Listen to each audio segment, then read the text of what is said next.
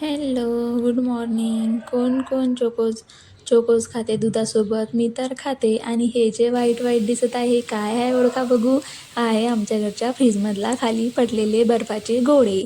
आणि नंतर मग मी ड्रॅगन खाल्लं. कोण कोण खाते दररोज एक फ्रूट्स? मी तर दररोज एक फ्रूट्स आणि ज्यूस पितेच.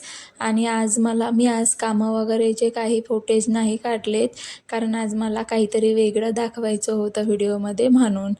आणि मग मी ज्यूस वगैरे पिली. ज्यूस वगैरे मग माझं मस्त छान पिऊन झाल्यानंतर मग मला दाराचा आवाज येत होता खूप वेळचा. मग माझा बिग बॉस वगैरे बघून झालं, तरी पण दाराचा आवाज येत होता, तर मी तिकडे गेली नाही. पण मी म्हटलं एकदा जाऊनच बघायचं तिकडे. तर एकदा जाऊन बघितलं. मला असं वाटलं एकदा जाऊन आली, तिथे कोणीच नाही.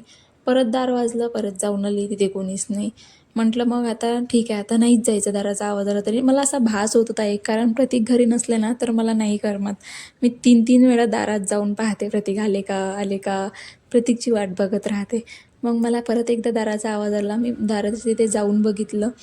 मग प्रतीक तर आलेच नव्हते. मला वाटलं की आता जोरात आला दाराचा आवाज, प्रतीकने वाजवलंच आणि कुठेतरी लपले असतील.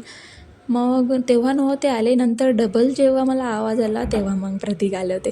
आणि प्रतीक आल्यावरती तर मी खुश होतेच, काही सांगायच लागत नाही, कारण मला प्रतीक आल्याबरोबर कुठेतरी फिरायला घेऊन जातात दररोज म्हणून.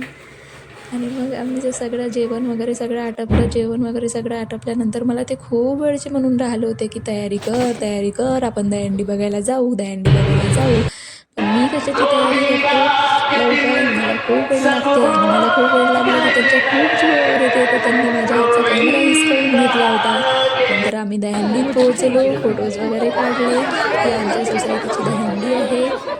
नंतर आम्ही क्युटीकडे गेलो. ही आमची छोटीशी नटखट राधा आहे.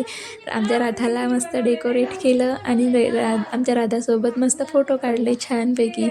ही क्युटी किती छान दिसते ना, खूप जास्त क्यूट आहे ती. कोणाकोणाला आवडली सांगा. आणि लाईक करा, कमेंट करा, शेअर करा, सबस्क्राईब करा आणि असंच प्रेम देत राहा. Bye bye.